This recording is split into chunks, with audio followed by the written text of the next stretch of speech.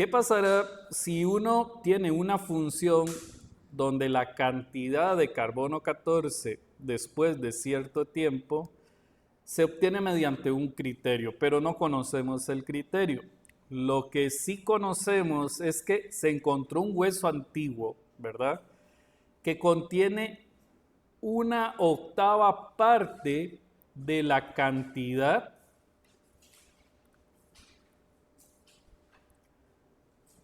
original de carbono 14. Si nos encontramos un hueso y nos damos cuenta que tiene la octava parte de carbono 14 que debería de tener, pues entonces podemos hacer un análisis específico sobre este hueso para saber aproximadamente algunos datos.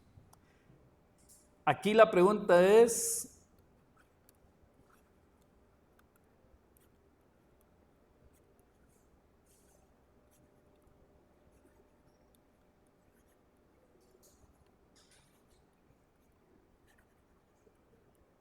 ¿cuál es la antigüedad del hueso?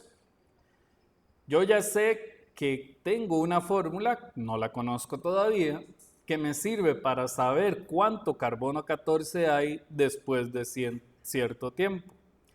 Pero me encontré un hueso y resulta que ese hueso solamente tiene la octava parte de la cantidad original. Entonces, oficialmente tenemos una situación de tiempo. Yo creo que fue la semana pasada que algunos de ustedes mencionaban, no sé si fue este grupo o el otro, en el que mencionaban que lo que estábamos viendo era una velocidad, la velocidad en que se desintegra el carbono 14, en este caso, a través del tiempo. Y si hablamos de una velocidad, estamos hablando de una derivada. La derivada de la cantidad de carbono 14 con respecto al tiempo es igual a una constante de proporcionalidad que no conocemos multiplicada por la cantidad de carbono 14 que había originalmente. Yo no sé si se acuerda, por eso estamos iniciando con un problema de aplicación para hacer un pequeño repaso de cómo se hacía esto. Pero cuando tenemos esto planteado, pues oficialmente tenemos una ecuación diferencial en donde se resuelve por variables separables. La resolución de variables separables es que la x pasa a dividir y también el diferencial de t pasa a multiplicar. Recuerden que la k es una constante, así que yo pues puedo dejarla de un lado o del otro dependiendo del enfoque que quiera darle. Luego, recordemos que esto se resuelve obteniendo la integral de esta fracción y la integral de k. En este caso, la integral de esa fracción es logaritmo natural de x y la integral de esta constante sería k multiplicado por el tiempo más c. Yo no sé si se acuerdan, pero ya esto se vuelve muy monótono porque siempre se hace igual, nunca cambia. Entonces, lo que sigue sería tratar de despejar la x, que yo no sé si se acuerdan, pero se despeja escribiendo esto, ¿verdad? Debido a las propiedades de los logaritmos, específicamente en el logaritmo natural. Ahora, ya que tenemos esta ecuación es x de t.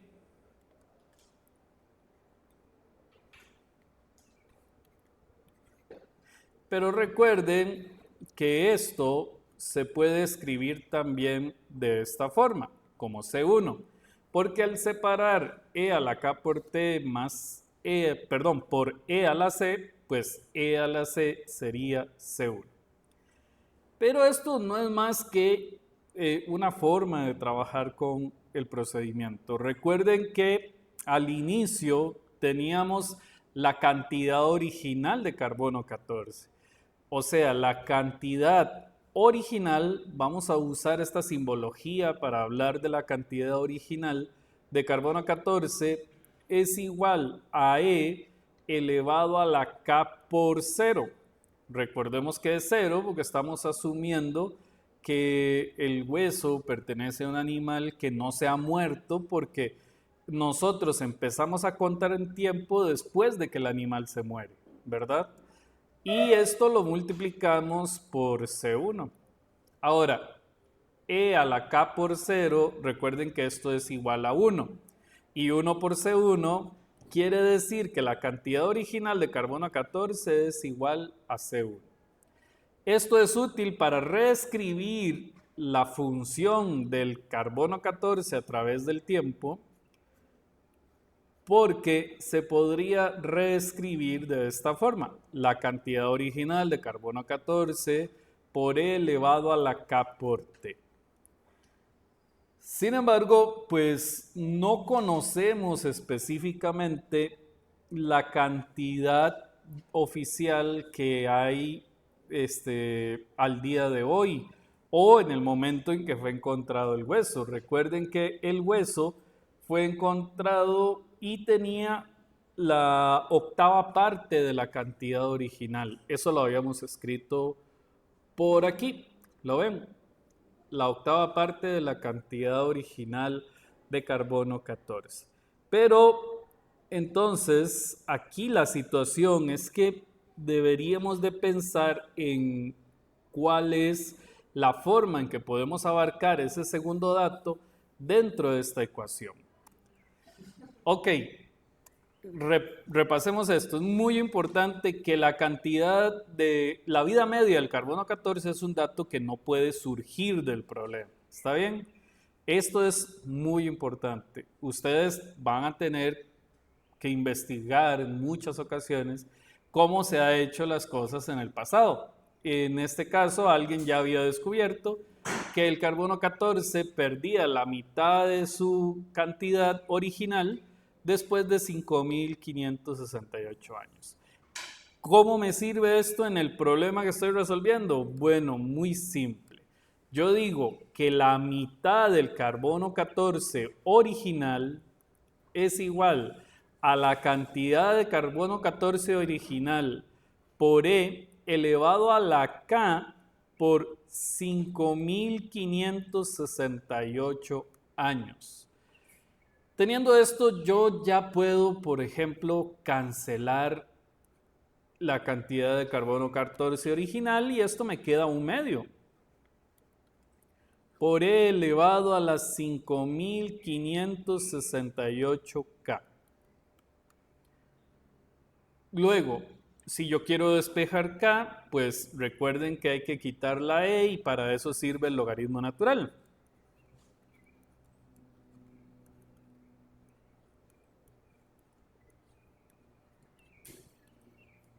Recuerden que si quiero despejar K, pues tomo este número que está multiplicando y lo paso a dividir al otro lado de la igualdad, que para mí y para trabajar en calculadora es un poco más cómodo si lo escribimos así.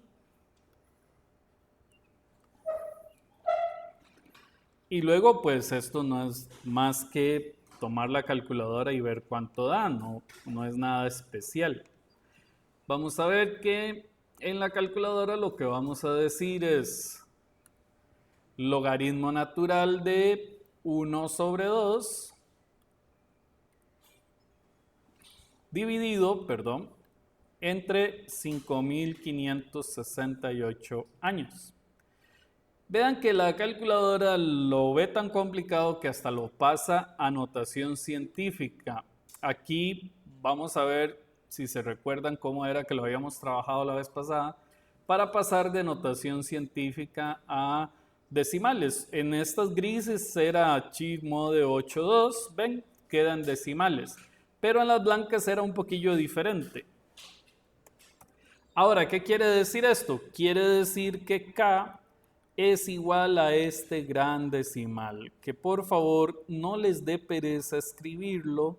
Es bastante útil utilizar la mayor cantidad de decimales posible, porque recuerden, estamos haciendo un pronóstico que puede estar incluido dentro de los 5.000 y resto de años.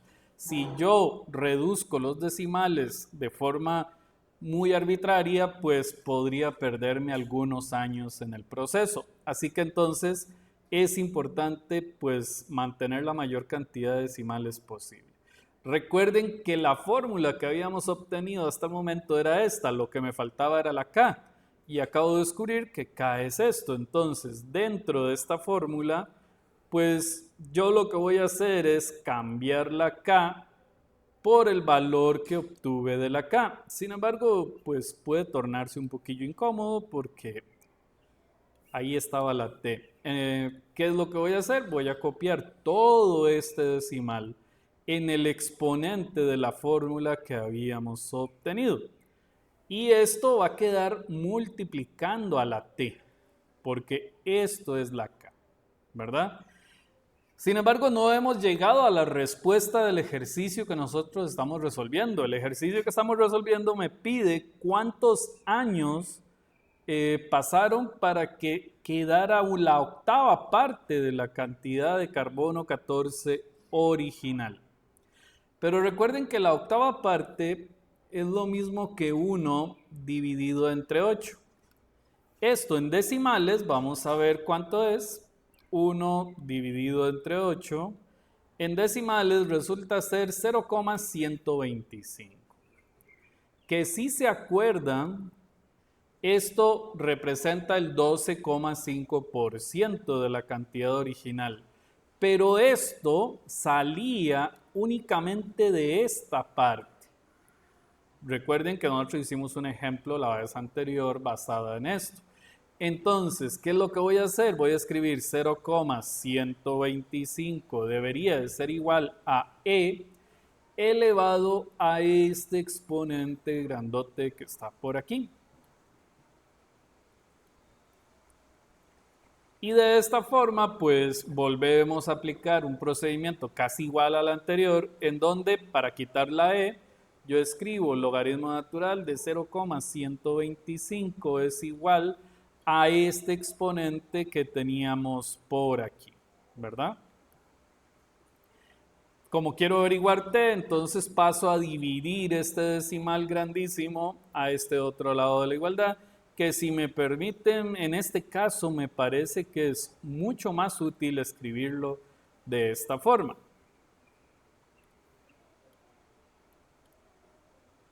Cuidado porque la t no va ahí, ¿verdad?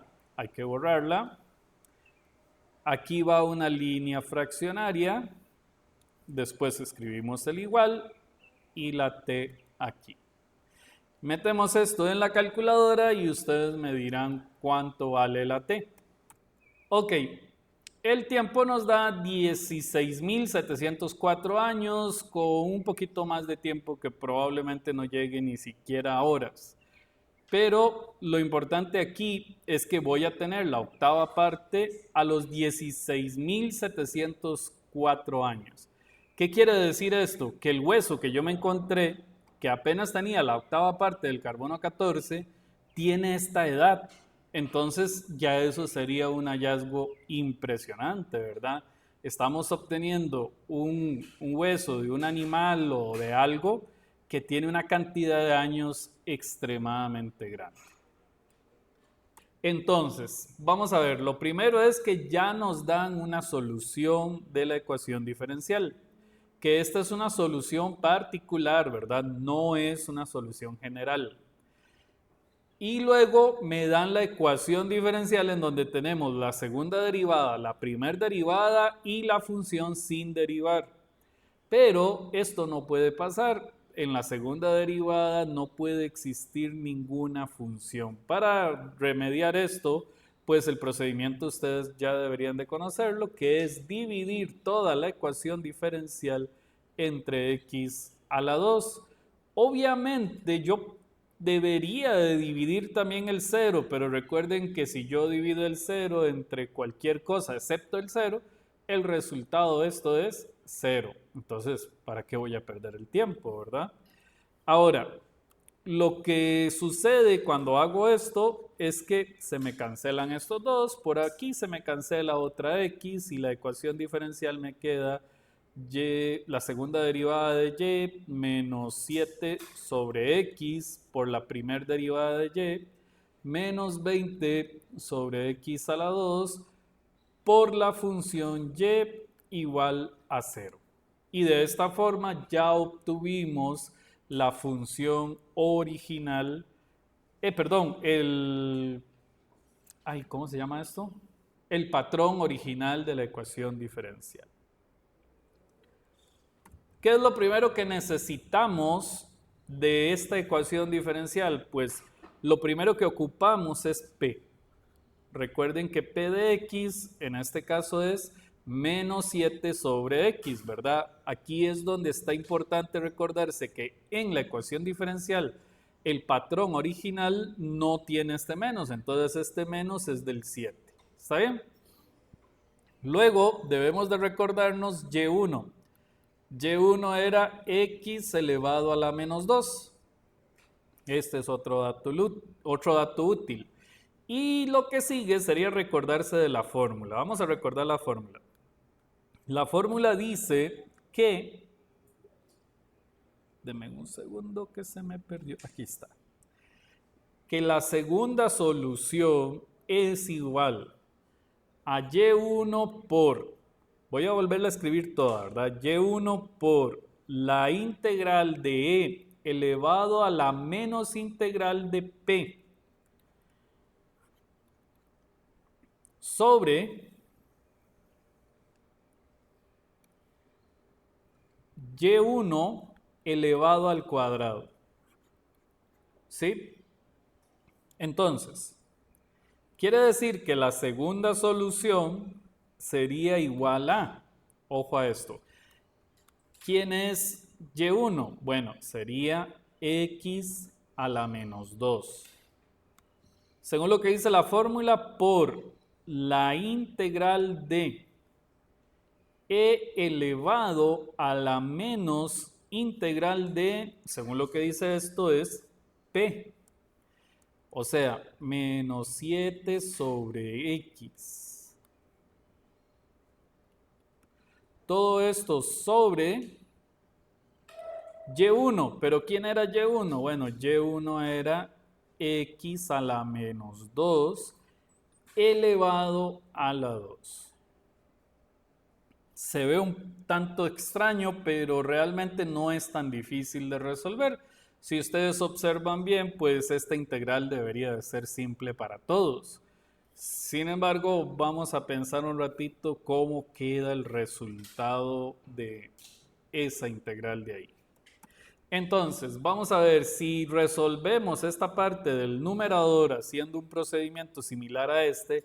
Lo que me queda es que la segunda solución es igual a X elevado a la menos 2 por la integral de X a la 7 sobre, ¿recuerdan qué pasan con estos dos exponentes? Se multiplican. 2 por 2 negativo me queda 4 negativo. Además, nos recordamos que cuando tenemos una fracción, cuando las bases son iguales, los exponentes se restan. Y se restan así, 7 menos 4, lo cual me da como resultado 11, ¿verdad? Y entonces me quedaría que la segunda solución es igual a X elevado a la menos 2 por la integral de X a la 11 con respecto a X. Y deberían de saber que el resultado de esto es X a la menos 2 por X a la 12 sobre 12. Pero bueno, también sucede algo curioso. Estoy multiplicando estas dos X. Este exponente se suma con este. 2 negativo más 12 es igual a 10. Entonces quiere decir que Y2 es igual a 1 sobre 12 por X elevado a la 10. Cuando llegamos a este punto, debemos de comprender algo importante. No sé si se dieron cuenta que no escribí más C, ¿verdad? En esta parte. Eso es porque lo que estoy buscando es una solución particular, no es una solución general. Entonces, tenemos una situación relativamente curiosa. Si queremos una solución general, ya sin el 2 ni el 1, ¿verdad? Una solución general, tenemos que hacer C1 por Y1 más C2 por Y2. C1 no sé cuánto vale porque es una constante y por eso ahora se llama solución general. Pero Y1 sí sé cuánto es. Entonces, C1 por X a la menos 2 más C2, y vean por qué lo escribí así, es solamente por este procedimiento. 1 sobre 12 X a la 10. Vean cuál es la importancia de haber escrito esto así. Lo que hay que razonar es que si yo multiplico una constante por otra constante, el resultado es una constante. Entonces, la solución general de la ecuación diferencial se puede escribir también así.